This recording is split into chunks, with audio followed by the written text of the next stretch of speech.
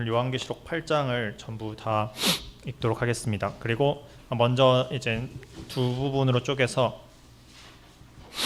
8장 1절에서 5절까지 제가 먼저 읽고 이제 말씀 전한 다음에 다시 이어서 이제 읽도록 하겠습니다. 먼저 요한계시록 8장 1절입니다. 일곱째 인을 떼실 때에 하늘이 반시 동안쯤 고요하더니 내가 봄에 하나님 앞에 시비한 일곱 천사가 있어 일곱 나팔을 받았더라. 또 다른 천사가 와서 제단 곁에 서서 금향로를 가지고 많은 향을 받았으니 이는 모든 성도의 기도들과 합하여 보좌 앞 금단에 드리고자 함이라. 향연이 성도의 기도와 함께 천사의 손으로부터 하나님 앞으로 올라가는지라. 천사가 향로를 가지고 단 위에 불에 담아다가 땅에 쏟음에 뇌성과 음성과 번개와 지진이 나더라. 아멘. 먼저 오늘 말씀을 본문을 말씀드리기 전에 제가 이제 지난주에 썼어야 될 것 같긴 한데 요한계시록을 이제 각 부분별로 본 것도 중요하지만 그 요한계시록 전체의 구조가 어떠한가를 우리가 잘 이해하고 그것을 이제 큰 틀 안에서 이제 이해하는 것이 굉장히 중요할 것 같습니다. 그래서 요한계시록의 구조에 대해서 말씀을 드리는 시간을 갖도록 하겠습니다. 요한계시록은 이미 말씀드렸듯이 먼저 1장은 요한의 그 경험담이고 2장과 3장이 예수님이 이제 교회들에게 그리고 교회 시대에게 주시는 말씀으로 되어 있고요. 그 다음에 4장부터 마지막까지 전부 다 앞으로 있을 일, 이제 장차 있을 일에 대한 이야기입니다. 그래서 오늘 장차 있을 일의 구조가 어떠한지를 말씀드리려 하는데 먼저 일단 그 전에 4장과 5장은 그 장차 있을 일 가운데서 특별히 하늘나라에 있을 일에 대한 이야기인데 그 뒤로 6장부터가 본격적으로 마지막 환란기 시대, 특별히 이제 우리가 살아간 말세도 있지만 그 말세 중에서 가장 말세라 할 수 있는 이제 7년의 다니엘의 70번째 일에 대한 이야기가 아주 자세하게 기록이 되어 있습니다. 그 뒤에 이제 20장에는 천년왕국 그리고 21장에는 새하늘과 새 땅에 대한 이야기가 나와 있는데 오늘 이제 주목을 할 부분은 그 70번째 일에 해당되는 6장부터 19장까지가 대충 어떤 식으로 되어 있는지 여러분께 이제 말씀을 드리고자 합니다. 요한계시록이 그 심판에 대한 부분을 이야기할 때 크게 세 가지의 세트라고 해야 되나 이제 축을 잘 기억을 해야 되는데 그것이 바로 심판의 시리즈로 되어 있는 총 3개의 세트가 있습니다.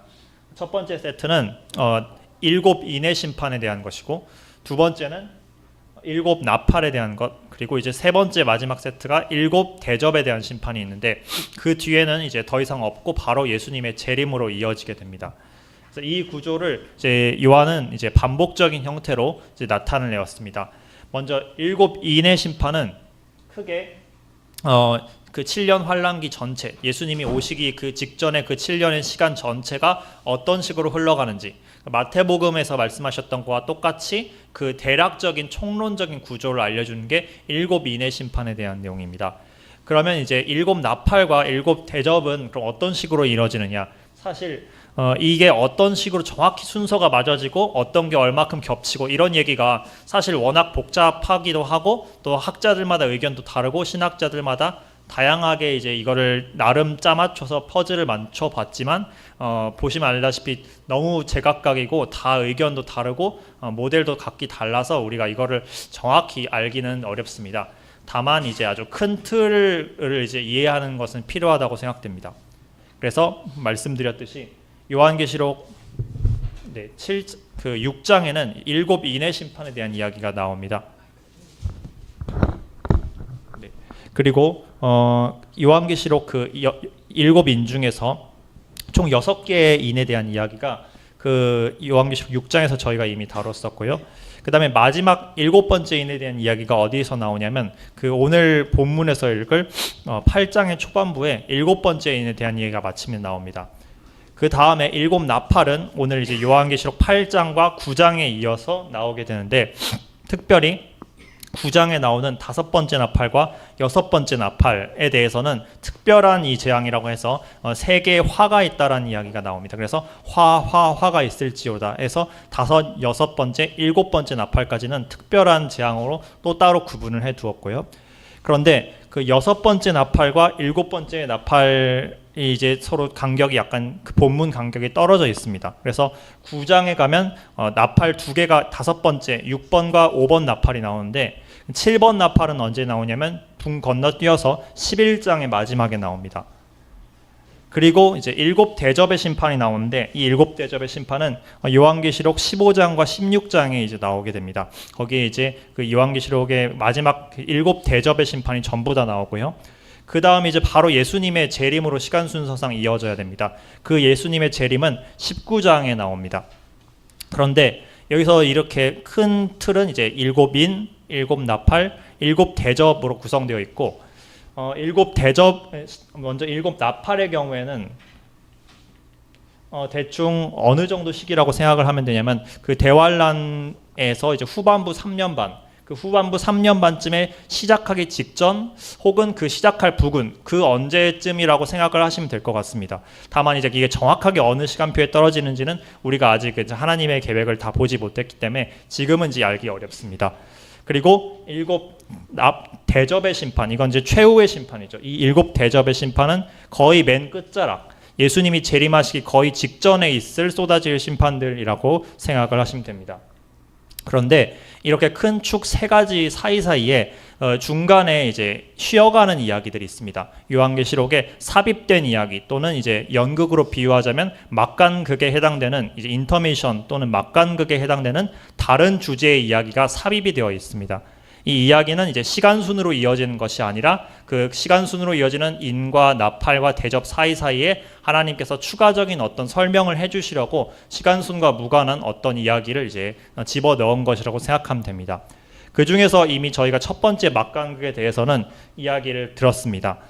먼저 6장에서 6나팔의 심판이 있었고 7번째 나팔에 대한 6번째 인까지 이제 6장에서 다루었고 7번째 인에 대해서는 하나님께서 그 오늘 8장에서 다루셨는데 7장 그 사이에 삽입되어 있는 7장이 첫 번째 막간극입니다. 이것은 이제 14만 4천 명의 성도들과 환난 성도들에 대해서 하나님께서 계시를 해주고 계시고 이거는 이제 일종의 하나님께서 이들이 이제 환난기에 활약을 하게 된 성도들이다라고 말씀을 해주기 위해서 이제 삽입된 이야기입니다. 그리고 이제 6번째 인과 7번째 나팔, 죄송합니다. 6번째 나팔과 7번째 나팔 사이에도 이제 추가적인 말씀이 이제 막간극으로 이제 집어넣어져 있는데 그 이야기가 바로 힘센 천사에 대한 이야기와 그리고 이제 두 증인에 대한 이야기가 10장하고 요한계시록 11장에 다루어지고 있습니다. 그 다음에 7번째 나팔이 불러지는 시점부터 그리고 이제 마지막 7대접의 심판이 있을 때까지 그 사이에도 이제 중간에 이야기가 들어가 있고 이제 요한계시록의 이제 12, 13, 14장 여기에 있는 말씀들은 전부 다 삽입된 이야기입니다. 여기는 이제 용에 대한 이야기나 짐승에 대한 이야기, 이제 여자 이스라엘에 대한 이야기 등등이 하나님께서 여기에서 계시를 하고 계십니다. 그 마지막으로 이제 7번째 대접과 그리고 이제 재림, 예수님이 재림이 있는 마지막 19장 그 사이에도 요한계시록 17장, 18장에 바벨론이란 주제를 또다시 다루고 있습니다. 바벨론이란 즉 최후의 시대에 있을 마지막 바벨론, 미스터리 바벨론이라고 불리는 그 신비 바벨론에 대한 그 하나님의 말씀이 이제 계시되어 있습니다. 그럼 오늘부터 이제 하나님 이제 오늘부터 이제 요한계시록에서 다룰 말씀은 바로 7나팔에 대한 심판에 대한 계시입니다. 이제 이 7나팔 중에서 오늘은 총 앞에 4가지 자연계에 임할 심판인 첫 번째 나팔부터 4번째 나팔까지만 다루도록 하겠습니다. 이 나팔들에 대한 이야기를 하기 전에 먼저 그 출애굽기와 이제 여호수아서라는 이제 2가지 말씀을 우리가 잘 기억을 해야 될 필요가 있습니다. 나팔의 심판들의 이야기와 이제 대접 심판들의 이야기를 다룰 때 구약 성경에서 우리가 중요한 패턴으로 등장한 2가지가 있습니다. 하나는 출애굽기이고 하나는 이제 여호수아서입니다. 출애굽기 심판들은 이제 10가지 이제 이집트에 내려진 10가지 재앙들에 대한 그 재앙들에 대해서 다루고 있는데 그 중에서 이제 우리가 나팔 재앙들과 대접 재앙들을 보면 이 출애굽기에 임할 이 10가지 재앙들과 상당히 유사한 모습을 볼 수 있습니다. 네, 이걸 통해서 이제 우리가 출애굽기 패턴을 잘 이해를 하면 이제 구약 시대의 이 말씀을 통해서 이제 신약 시대의 이제 마지막에 임할 이제 일곱 나팔과 일곱 대접의 심판에 대해서도 잘 이해를 할 수 있습니다. 한마디로 이제 이집트의 10가지 재앙들은 이제 출애굽 사건, 즉 출애굽 사건은 더 장차 임할 최후의 시대에 대한 하나의 하나님의 예표이자 그림자라고 할 수 있습니다.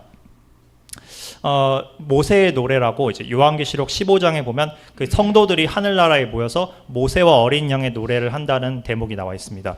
그리고 실제로 출애굽기 15장을 보면 그 모세가 노래를 하는 장면이 나와 있는데, 즉 홍해 바다를 건넌 뒤에 이 하나님께서 바로의 군대들을 물리치신 그 사건을 기념하면서 하나님께 찬송을 드리는 노래를 부르고 있습니다. 이 노래가 이제 요한계시록과 출애굽기가 깊이 연관되어 있다는 사실을 나타내고 있습니다. 혹시 그러면 잠깐 이제 쉬어가는 퀴즈로 출애굽기 10가지 재앙에 대해서 여러분들과 잠깐 막간 성경 퀴즈라고 이제 생각하시고 같이 나누도록 하겠습니다. 출애굽기서들 다들 10가지 재앙 순서는 다들 잘 아시죠? 네, 아실 거라고 믿겠습니다. 이거는 이제 유년부들도 다 이제 외우는 거라서. 네, 이제 좀 어려운 퀴즈로 들어가서 그냥 좀 재미 삼아서 같이 나누도록 할게요. 혹시 출애굽기 재앙들 중에서 아론이 액션을 취할 때가 있었죠. 그리고 모세가 액션을 취할 때가 있었죠. 과연 이제 몇 번째 시점부터 모세가 액션을 취하기 시작했을까요? 기억하시는 분?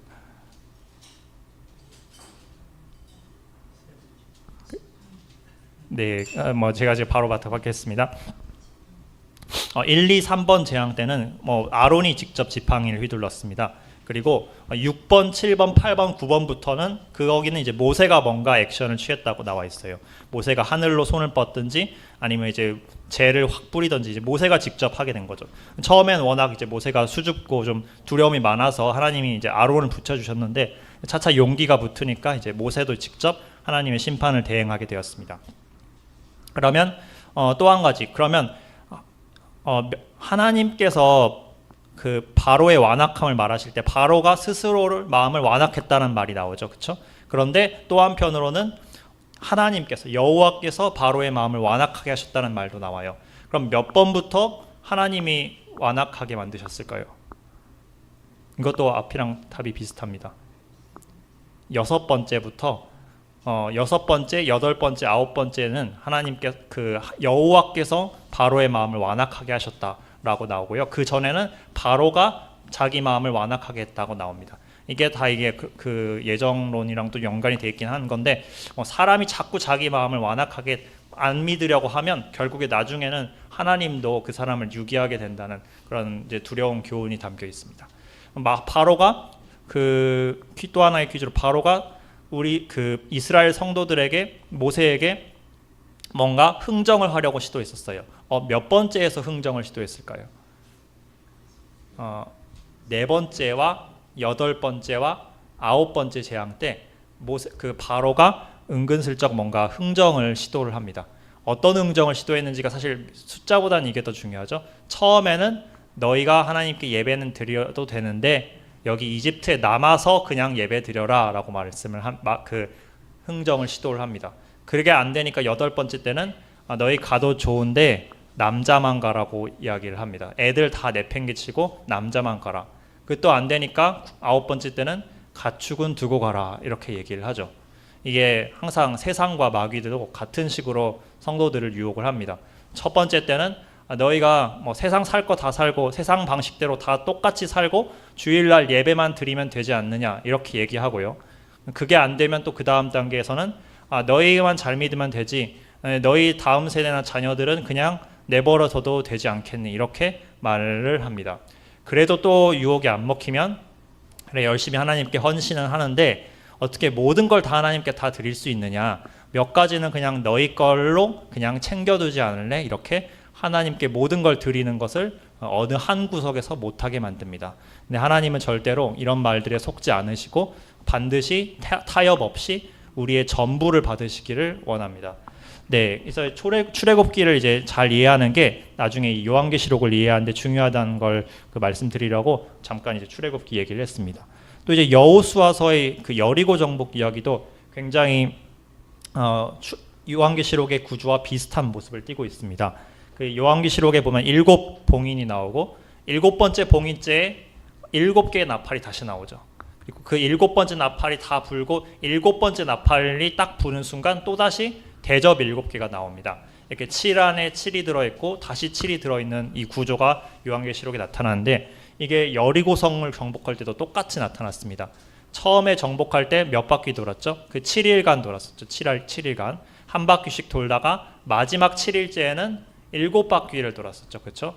그리고 마지막 7바퀴째를 돌 때는 제사장 7명이 나팔을 불었었죠. 그때 딱 그 성이 무너져 내립니다. 마치 여리고 성도 마찬가지로 세상도 이 하나님의 7심판, 7심판, 7심판이 다 완료되는 순간 온 세상이 이제 무너지면서 예수님이 이제 이 세상 만사를 이제 정복하시게 되는 것입니다.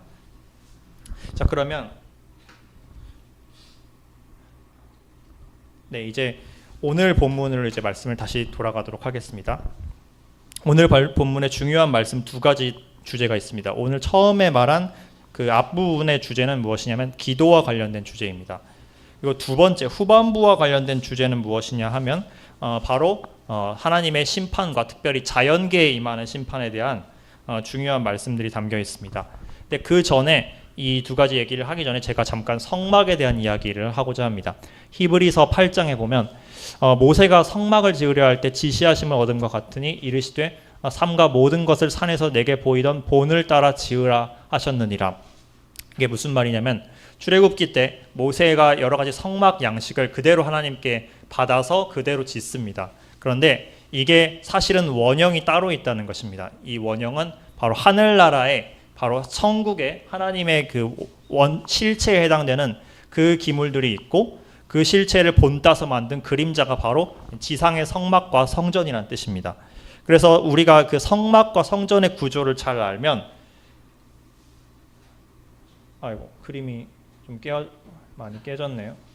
네, 이렇게 좀 왜 깨졌는지 모르겠지만 아무튼 성막의 구조를 잘 알면 저희가 이제 하늘나라에서 오늘 요한계시록에 있는 여러 가지 특징들을 흥미롭게 발견할 수 있습니다. 좀 이상하게 돼서 좀 깨지긴 했는데 이게 지금 성막이고요. 성막 앞에 저 맨 오른쪽에 있는 그림이 번제단입니다. 그 번제단은 이제 가장 바깥쪽에 있는 이제 제물을 잡는 데죠. 그 앞으로 이제 나아가면 물두멍이 있습니다. 물두멍은 제사장들이 이제 정결의 예식을 위해 씻는 장소입니다. 그럼 이제 뜰을 지나서 건물 안으로 들어가면 그 성소가 먼저 나옵니다. 성소에는 좌우로 두 가지 중요한 기물이 있는데 첫 번째 저 아래쪽에 있는 그 남쪽일까요? 남쪽에 있는 기물이 그 등잔대입니다. 이제 메노라라고 얘기를 하는 등잔대가 있고 이 7개의 가지가 세워져 있는 이제 등불입니다. 그리고 북쪽에는 뭐가 있냐면 12개의 떡이 있는 떡상이 있습니다. 이걸 이제 진설병상이라고 이야기를 하죠. 그리고 좀 더 깊이 들어가면 휘장 바로 앞에 분향단이라고 하는 금제단 또는 분향단이라고 하는 물건이 있는데 이건 이제 번제 드리는 번제단과는 다르게 향만 피우는 곳입니다. 그리고 이제 그 앞에 있는 휘장을 지나가면 무엇이 있냐면 지성소가 나오는데요. 그 지성소에는 그 하나님의 가장 귀한 그 기물로 이제 언약궤가 있고 언약궤 위에는 그 속죄소라는 속죄판이 있습니다. 뚜껑이 이제 속죄판의 역할이라고 생각하시면 되는데 그 위에 이제 2명의 그룹 천사가 그 조각되어 있습니다.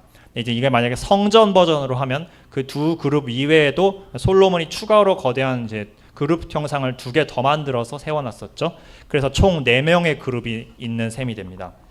그러면 그림이 좀 아쉽긴 하지만 또 이번엔 앞에서 본 모양입니다. 번제단, 물두멍, 그 다음에 이제 금잔대, 떡상, 향단 그리고 언약궤가 이제 보이게 됩니다. 근데 놀랍게도 요한계시록에 이 모든 기물들이 거의 대부분 그대로 등장하게 됩니다. 먼저 번제단 앞에서부터 볼게요. 번제단은 오늘 보시면 오늘 본문 8장에 8장 5절에 보면 천사가 향로를 가지고 제단이죠. 단 위에 불을 담아다가 땅에 쏟았다라는 얘기가 있습니다. 이 불을 피우는 단은 원칙적으로 그 번제단입니다. 그래서 천사가 하늘에 있는 그 번제단에서 심판의 불을 받아서 지상에 쏟는 장면이 나옵니다. 근데 이 번제단이 또 요한계시록 찾으실 필요는 없지만 14장에 한 번 더 나옵니다. 여기서는 또 다른 불을 다스리는 한 천사가 제단으로부터 나와서 예리한 낯가진 자를 향해서 막 심판을 집행하라 이렇게 얘기를 하는 이야기가 나오는데, 여기서 이 제단이라는 게 바로 불을 피우는 그 번제단을 의미합니다. 그 다음에 나오는 게 대야인데, 바로 이 대야는 이제 물두멍 또는 솔로몬 성전으로 얘기하면 그 바다라고 이야기를 표현했습니다. 이 바다는 요한계시록 4장에서 나왔습니다. 바로 그 수정같이 생긴 유리바다가 나왔었죠. 하나님의 보좌 앞에 수정같이 생긴 커다란 유리바다가 있었었고, 또 이게 요한계시록 15장에는 아예 불이 섞인 수정 같은 유리바다로 나오게 됩니다.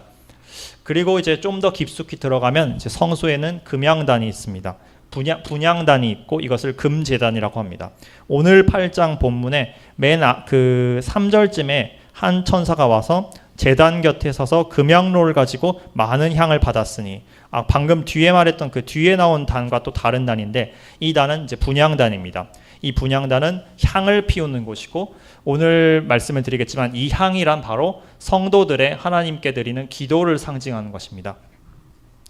자, 그러면 또 한 가지 성물들 계속 좀 말씀을 드리겠습니다. 등잔대는 어디서 나왔냐면, 저희가 이미 계시록 4장에서 다 말씀을 드렸지만 보좌 앞에 하나님의 7명이 있다고 했습니다. 이 7명이 마치 그 요한이 보기에는 등불 7처럼 보였다고 말을 하였습니다. 사실 그 이전에 예수님의 환상, 그 1장에 나온 환상에서는 또 마찬가지로 등불이 있었는데, 그때는 그 7 등불을 교회를 의미한다라고 말씀을 하였습니다. 즉 이제 하늘나라에 있는 이 성령님, 하나님의 7명인 성령님이 곧 지상에서는 그 우리 안에 내주하셔서 교회의 모습으로 우리 안에서 역사하신다는 것을 알 수 있습니다. 그런데 안타깝게도 요한계시록을 다 뒤져봤지만 그 떡의 상에 대해서는 이야기가 잘 나와 있지 않습니다. 저는 이제 이 떡상에 대해서 묵상을 해보았는데, 떡상 위에는 7개의 진설병이 7개가 아니라 12개의 진설병이 있습니다. 7, 아까 숫자는 그 7은 교회와 관련된 숫자고 등대와 관련된 숫자였습니다. 그런데 12개는 오히려 이스라엘과 또 이제 12사도와 관련된 숫자라고 볼 수 있습니다. 즉 이 12진설병과 그 떡상은 먼저는 육신적으로는 그 하나님의 택하신 백성인 이스라엘을 의미하기도 하고, 또한 말씀이 보통 성경에서는 영의 양식, 그 떡으로 많이 상징이 됩니다. 또 예수님도 자기 자신을 나는 하늘에서부터 내려오는 생명의 참 떡이라고 말씀하셨습니다. 그와 같이 예수님을 상징하는 의미라고도 저는 생각할 수 있다고 묵상을 하였습니다. 아마 이제 보좌 위에 앉으신 어린 양께서 이 역할을 담당하셨으리라고 믿습니다. 그리고 마지막으로 언약궤, 가장 귀중한 언약궤가 있는데, 이 언약궤는 사실 그 자체로 하나님의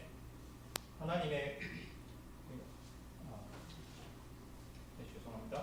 잠시만 마이크를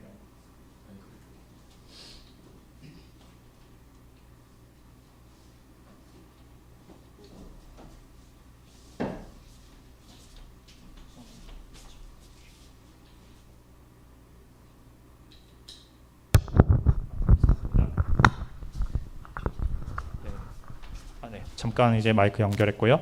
언약궤는 사실 그 자체로 하나님의 보좌 자체를 상징하기도 합니다. 그래서 이미 요한계시록 4장부터 하나님께서 앉아 계신 보좌가 나왔었고요. 또한 언약궤 그 자체의 모습으로 또 직접 나타나기도 합니다. 천국 위에 이제 언약궤가 나타나는 장면이 요한계시록 나중에 배울 11장에서 나타나는데, 11장 맨 마지막에 7번째 나팔이 부르는 순간에 성전, 하늘나라에 있는 성전이 열리면서 그 언약궤가 드러납니다. 땅에 있었던 그 모형으로서의 언약궤는 이미 그 느부갓네살이 점령을 했을 때 어디론가 갔는지 알 수 없게 행방불명이 되었죠. 지금은 알 수 없지만 하늘나라에 있는 그 본체로서의 언약궤는 지금도 하나님의 그 임재 안에 있습니다. 자, 그런데 이제 또 한 가지 우리가 없는 기물이 있는 걸 발견할 수 있습니다. 요한계시록의 다른 기물들은 다 나왔는데 한 가지 전혀 없는 기물이 있습니다. 바로 성전의 휘장입니다. 이 휘장은 요한계시록에서 전혀 찾아볼 수가 없는데, 그 이유는 이미 저희가 잘 알고 있습니다. 예수님이 이미 십자가에서 다 이루셨을 때, 다 이루시고 돌아가셨을 때 그 성전은 땅에서도 하늘에서도 휘장이 이미 찢어져서 더 이상 우리와 하나님 사이에 가로막는 그런 무언가가 없게 되었고, 누구나 이제 예수님을 믿는 믿음으로 보혈에 의지하여서 하나님께 직접 보좌로 나아갈 수 있게 되었습니다. 자, 그리고 이제 요한계시록이 아니라 이제 요한일서의 이제 말씀 중에 이제 이거는 이제 킹제임스 성경에만 있는 구절이고 다른 사본들에서 아마 누락되어 있는 구절이라고 생각되는데, 이런 구절이 있습니다. 요한일서 5장에서 7절 8절 말씀입니다. 하늘에서 증언하시는 세 분이 있으니 곧 아버지와 말씀과 성령님이라. 또 이 세 분은 하나이시니라. 그리고 땅에도 증언하는 셋이 있으니 영과 물과 피라. 또 이 셋은 하나로 일치하느니라. 위에 세 번째는 세 분은 이제 하나님의 세 위격을 말씀한 거고, 땅에 있는 영과 물과 피는 예수님께서 흘리신 피와 그분께서 쏟으신 물, 그리고 땅에 내려오셔서 역사하신 성령님과 우리 안에 그분으로 인해서 새로 태어난 영을 이제 의미한다고 볼 수 있습니다. 마치 이 모습이 성전 구조에도 그대로 나타나 있는데요. 땅에서 증언하는 셋이 있다 했죠. 피와 물과 영이라고 했고, 피는 이제 번제단에서 흘려졌습니다. 물은 이제 물두멍에 이제 있는 그 물이죠. 그리고 영, 하늘로 이제 피어나가는 하나님의 영이 이제 이 금향단, 향단에서 이제 나타나고 있습니다. 그리고 하늘에서 증언하신 세 분이 있다고, 이렇게 빨간색으로 점쳐져 있는 세 개의 이제 그림 보이시죠? 언약궤가 있고요, 하나님 이제 아버지와 있고, 그리고 이제 말씀이신 예수 그리스도, 떡에 있는 떡으로 상징되는 그분이 이제 있고, 아래 또 이제 하나님의 일곱 영으로 상징되는 이제 성령님을 상징하는 이제 촛대가 있습니다. 이와 같이 성전과 성막의 구조만 보아도 우리가 이제 하나님께서 그분 자신을 어떻게 계시하였는지를 볼 수 있습니다. 그래서 오늘 그런 배경에서 요한계시록 말씀이 전개되고 있는데, 처음에 일곱 번째 인을 딱 뗐을 때 갑자기 하늘이 조용해집니다.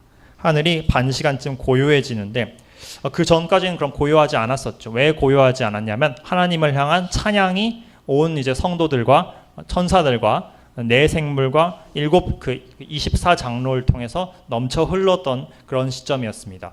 그런데 일곱째 인을 딱 떼는 순간에 갑자기 반전되면서 하늘이 이제 고요하게 조용해집니다.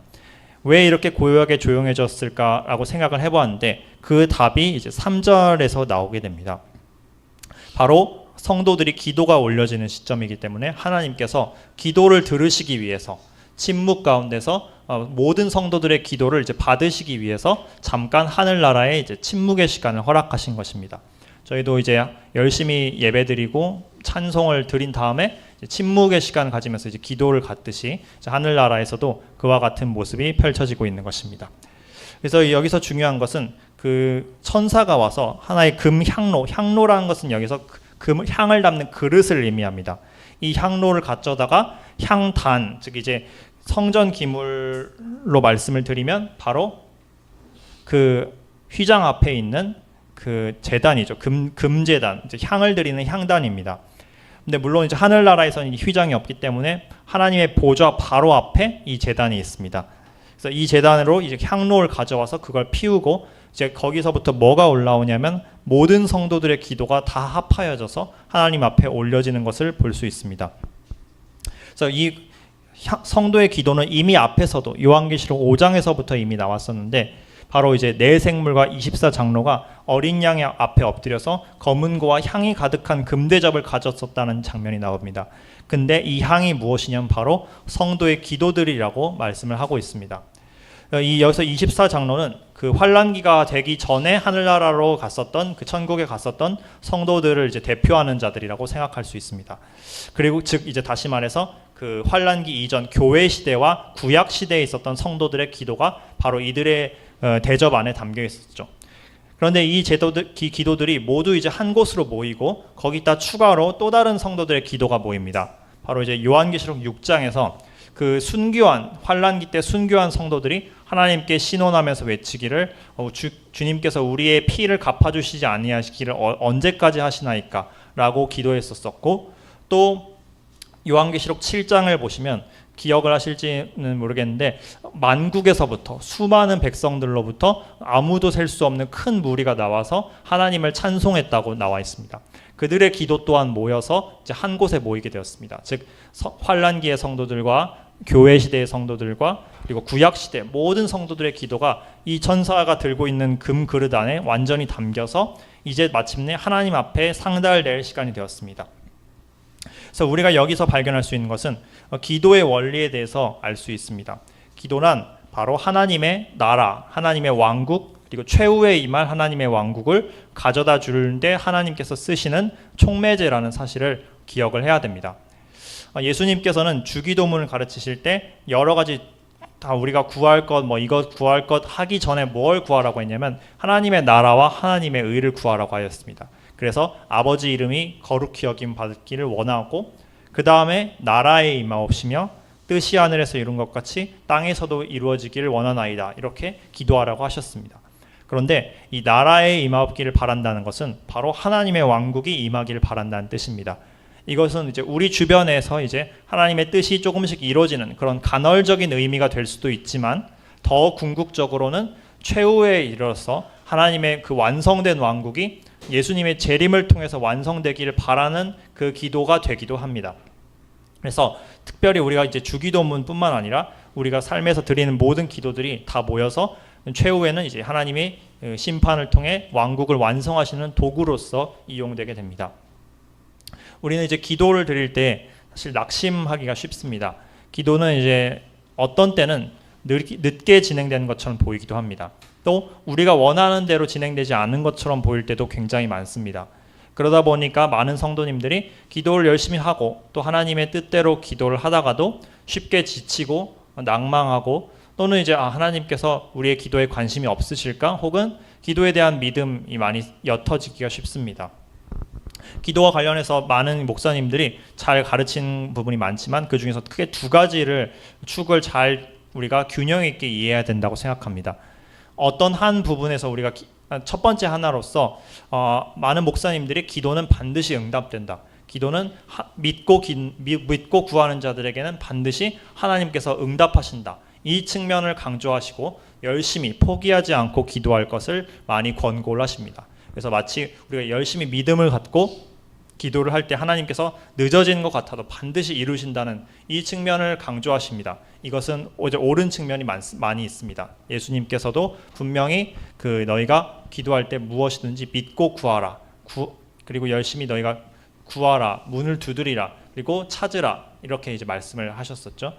그런데 그와 동시에 우리가 또 한 가지 잊어서 안 되는 측면이 있습니다. 바로 기도는 우리의 뜻을 하나님께 강요하는 것이 아니라 하나님의 뜻을 우리 뜻 안으로 가져와서 우리 뜻을 하나님의 뜻에 맞춰 나가는 싸움이라는 사실 또한 기억을 해야 됩니다.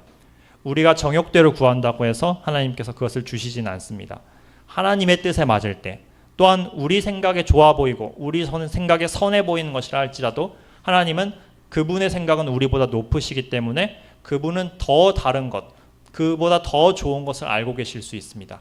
그래서 우리는 이제 때때로 기도가 응답되지 않을 때 열심히 끈기 있게 기도도 해야 되고 그와 동시에 하나님의 뜻에 내 뜻을 점점 맞춰 나가는 그런 씨름 또한 해야 됩니다. 그것이 바로 이제 야곱이 했던 것과 같은 이제 하나님과의 씨름이라고 할 수 있습니다.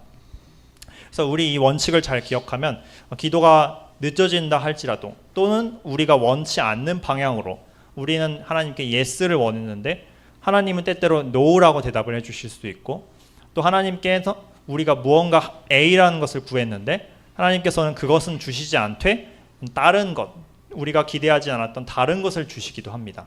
어떤 선교사님들은 오지에서 선교할 때 한 아이가 죽어가는 걸 향해서 하나님 제발 구해 주십시오. 이 아이가 구원받게 해주십시오. 라고 정말 밤새 간절히 기도를 했다고 합니다. 그런데 안타깝게도 그 아이가 살아나지 못했던 일도 있었다고 합니다. 그러나 그로 말미암아서 그 주변에 있던 사람들이 예수님을 알게 되고 그분께 관심을 갖게 되고 돌아오는 일이 있었다고 합니다.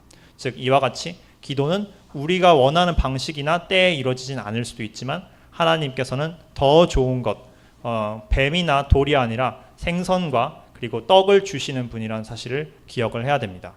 그 가장 대표적인 예가 바로 오늘에 있었던 그 오늘 본문에 등장하는 기도응답입니다.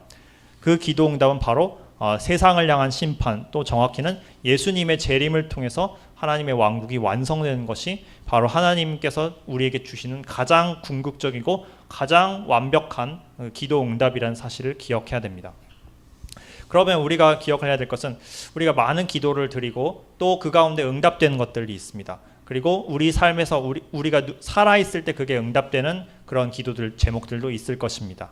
하지만 우리 살아 생전에는 아직 기도 응답을 보지 못한 채 그렇게 지나가는 기도들도 분명히 있을 것입니다. 그렇다면 과연 이렇게 우리가 못 본 기도 응답들은 낭비되고 없어진 것일까요? 그렇지 않다라고 이제 오늘 본문이 하나님께서 말씀해 주시고 계십니다. 우리가 드렸던 기도, 심지어 이전 시대의 성도들이 기도했던 것들조차도 하나님께서는 하나도 빠뜨리지 않고 온전히 그 성령님을 통해 정화하셔서 다 향로 안에다 모아두십니다. 그렇게 모아두심으로써 나중에 가장 결정적인 순간에 모든 기도들을 완벽하게 응답할 수 있는 가장 궁극적인 해답, 바로 예수님을 통한 이 하나님 왕국의 최종적인 완성을 가져다 주시기 위해 그 기도들을 사용을 하십니다.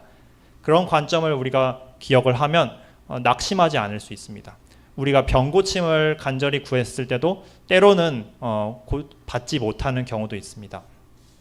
어떤 사람을 위해 간절히 기도했지만 그 사람이 구원받는 걸 우리 삶에서 못 볼 수도 있습니다. 또 나라와 민족을 위해 기도했지만 계속 상황이 악화되는 것을 볼 수도 있습니다. 하지만 이 모든 것이 예수님이 재림하실 때는 온전하게 응답이 되고 해결될 것입니다. 성도들은 몸이 완벽히 부활하여서 온전히 하나님 영광에 들어가게 되고 이 땅과 이 나라들은 그리스도의 나라가 되어서 의가 이루어지게 됩니다. 그래서 우리는 기도를 절대 낙담하지 않고 이 모든 것이 다 하나님께서 쓰시는 것이구나 라는 걸 기억하고 열심히 하나님의 뜻에 맞춰 나가면서 기도를 쉬지 않아야 된다는 사실을 첫 번째 부분을 통해서 배울 수 있습니다. 그 다음 구절을 이제부터 제가 읽도록 하겠습니다. 이제는 그 본격적으로 나팔의 심판이 이루어지는 장면을 내서 다룰 텐데요. 그 전에 천사가 그 기도 응답으로서 향로 5절에 보면 향로를 가지고 이번에는 무엇을 담냐면 아까 전에 그 향로 안에는 기도가 담겨 있었고 그게 다 피어서 하나님 앞에 상달되었습니다.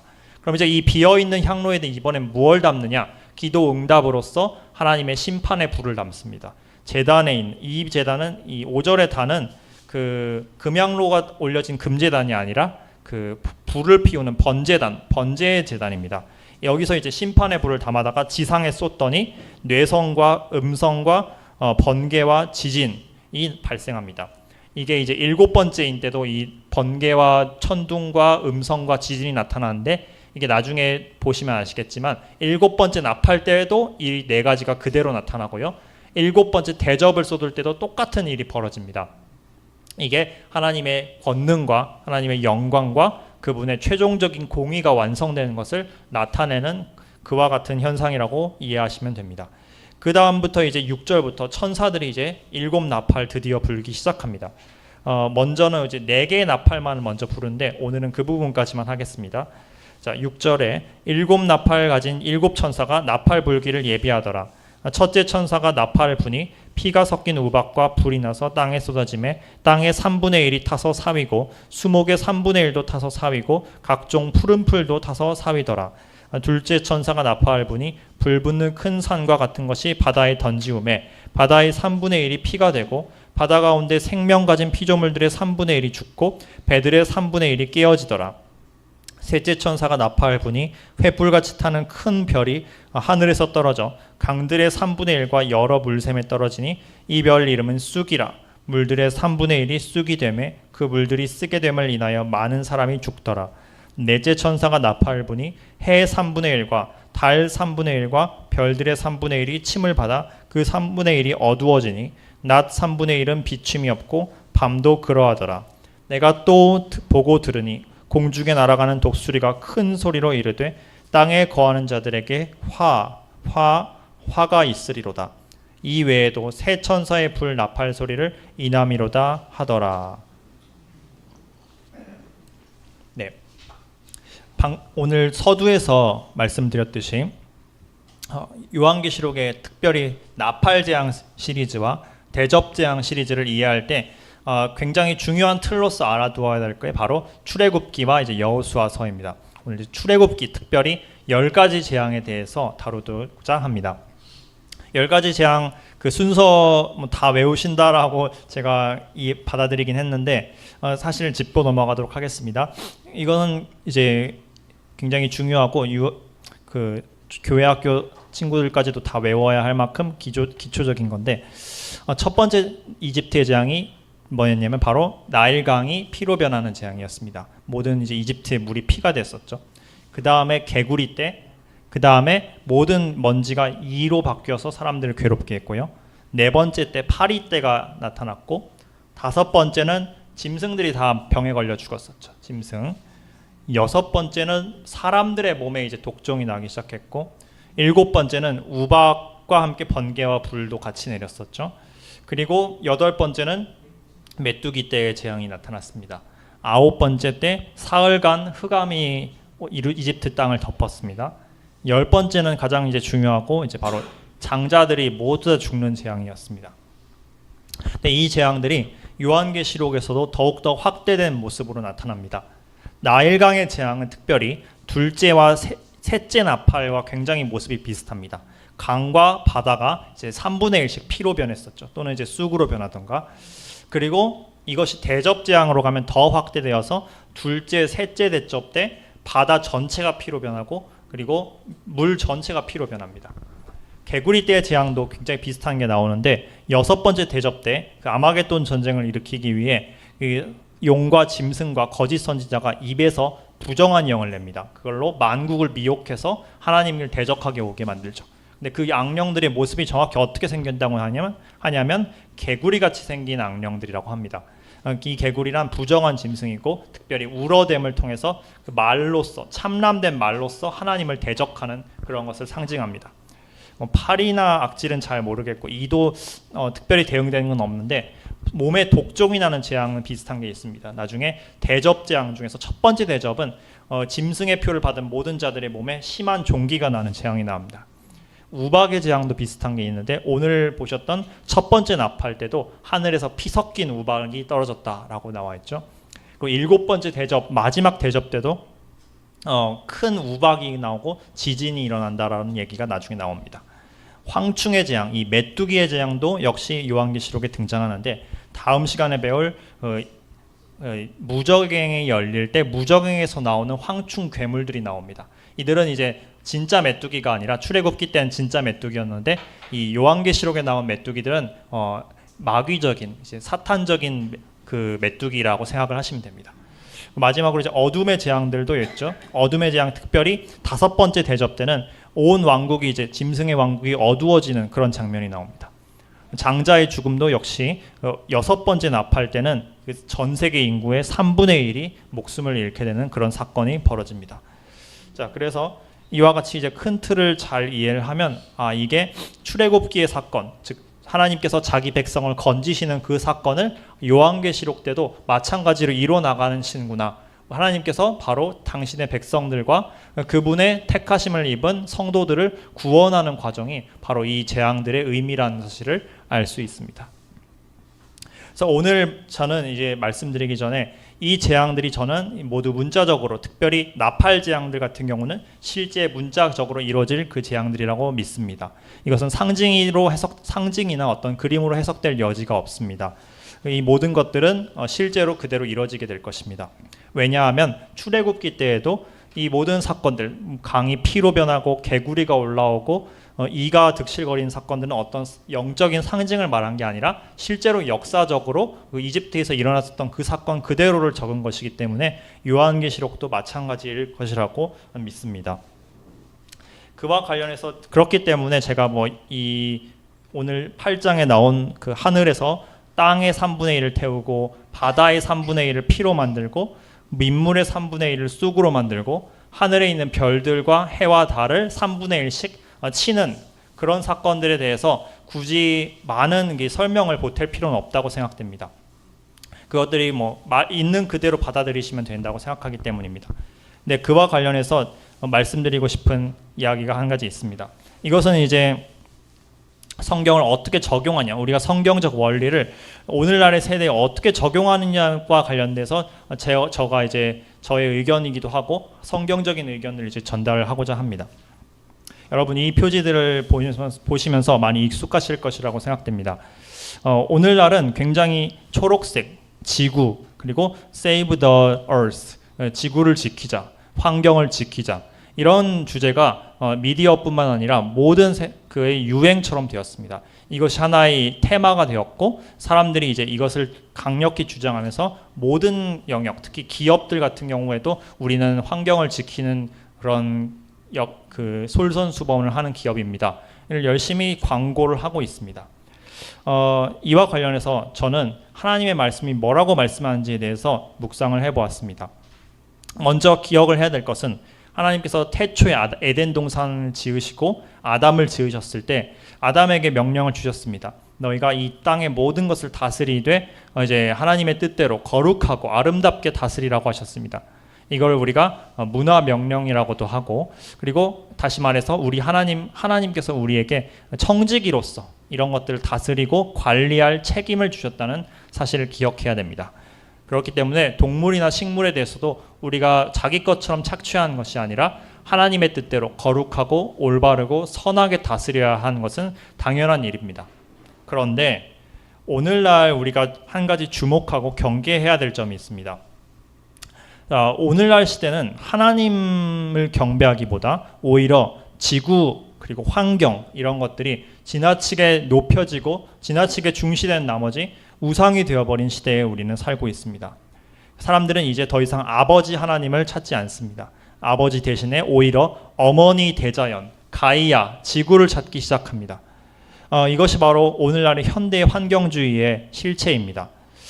물론 그들은 자기가 지구를 경배하지 않는다고 말은 하겠지만 그들의 행동은 이미 그렇게 말을 하고 있습니다. 우리가 기억을 해야 될 것은 우리는 지금 옛하늘과 옛 땅에 살아가고 있다는 사실을 기억해야 됩니다.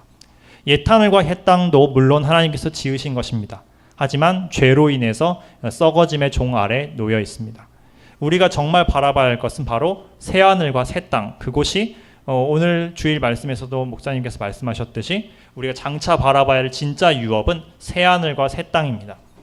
그리고 또 한 가지 중요한 건 그 새하늘과 새 땅으로 우리 귀한 영원히 존재할 수밖에 없는 인간의 영혼, 우리의 귀한 주변 사람들, 이웃들 가운데서 한 명이라도 더 그 새하늘과 새 땅으로 데려가고자 하는 마음에 집중해야 됩니다.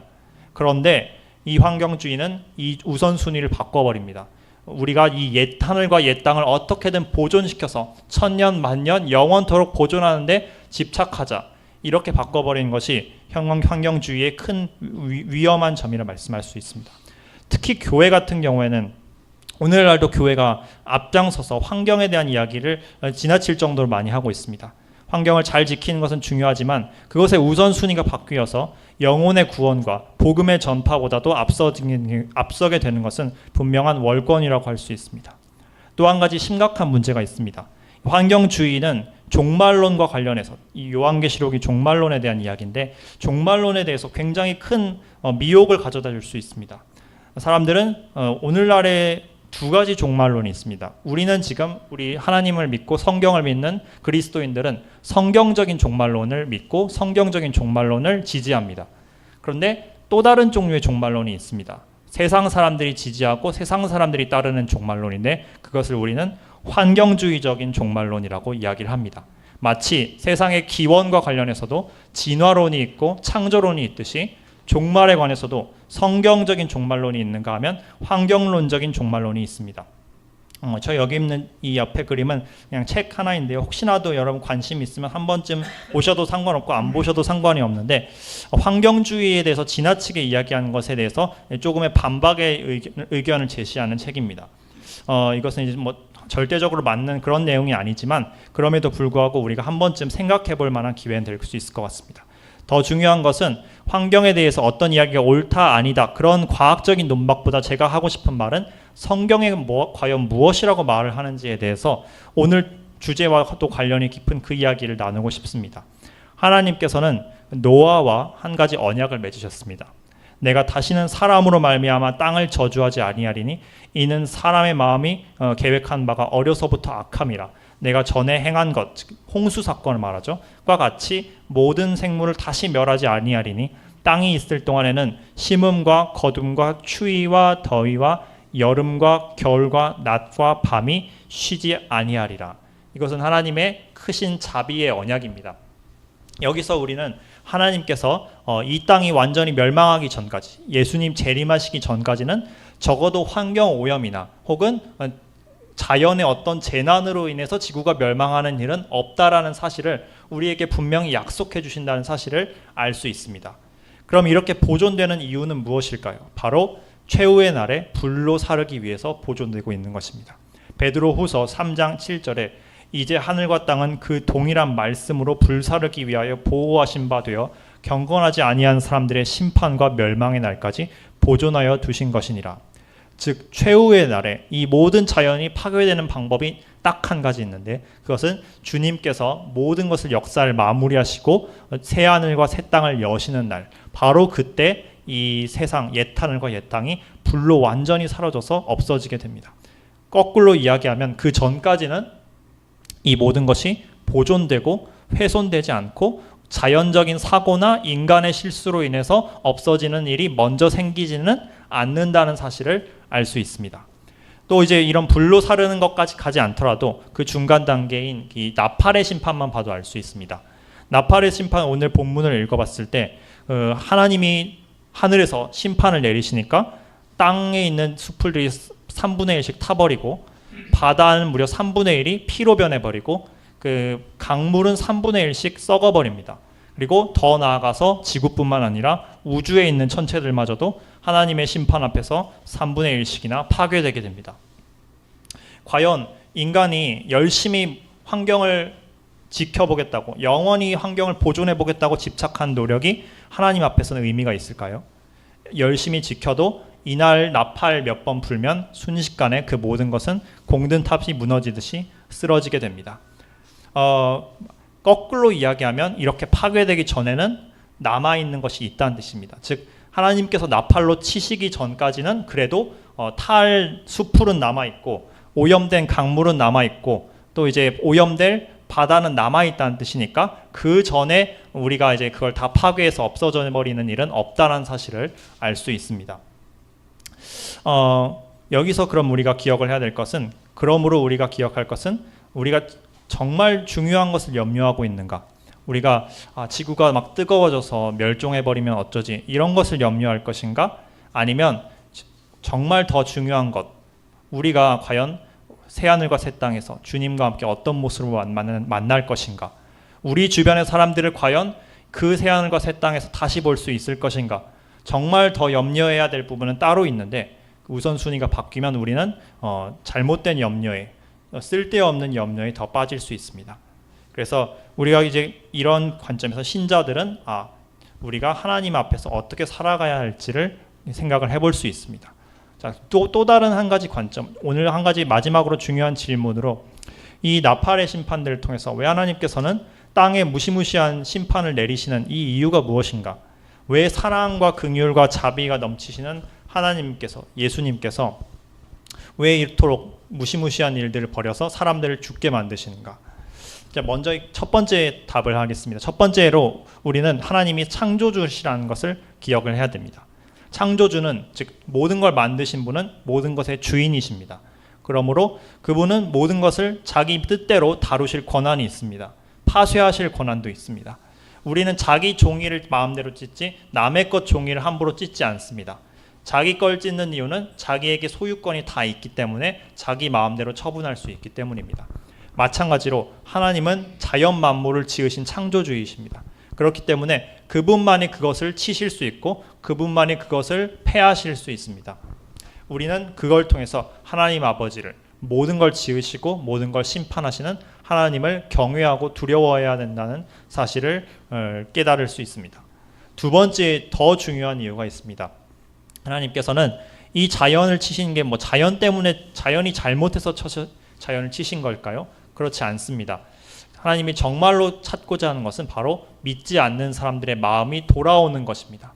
그들은 하나님을 잊고 완전히 하나님을 망각한 채로 살고 있기 때문에 정말 강력한 경고의 종을 울려야만이 그들에게 관심을 받을 수 있고 하나님께서 그들의 마음을 돌이켜서 하나라도 더 자신에게 구원이 필요하구나 이 심각성을 깨닫게 해주실 수 있습니다. 하나님은 이런 극약 처방을 통해서라도 한 사람의 영혼이라도 더 구원하시기를 바랍니다. 특별히 마지막 최후 심판 이후에는 영원한 심판이 따르고 있는데 그 영원한 심판 때는 도저히 돌이킬 방법이 없고 또 그 심각함과 두려움은 이 나팔의 심판과는 전혀 비교가 되지 않는 어마어마한 끔찍한 일이기 때문에 하나님은 사람들을 사랑하시기 때문에 너희가 제발 그런 심판을 받기 전에 하나라도 더 이 작은 심판을 통해서 기회를 받고 돌이키라 라는 말씀을 강력히 권고하고 계신 것입니다. 그래서 오늘의 이제 말씀은 여기까지 나누도록 하겠습니다. 다음 시간에 이제 9장에서는 이어서 계속 나팔들의 심판을 다룹니다. 이 나팔 중에서 특별히 5번째와 6번째 나팔에 대한 심판인데 지금까지 앞에 4개는 자연 세계, 자연계의 심판, 우주와 지구에 대한 이 심판이 이루어졌다면 이 9장부터는 영계의 존재들, 즉 타락한 마귀들과 무적행에 갇힌 악한 존재들을 통해 사람들의 영혼과 생명을 고통 가운데 하나님께서 처하게 하십니다. 그와 관련해서 사람들이 과연 어떻게 반응을 하는지, 그들이 그렇게 당하고도 세상을 사랑하고 우상들을 사랑하기를 그만두지 않는 모습들을 발견하게 될 것입니다. 그래서 오늘은 전반부, 나팔재앙의 전반부에 대한 이야기를 드렸습니다. 마침 기도로 이제 요약을 하도록 하겠습니다. 마무리를 하도록 하겠습니다.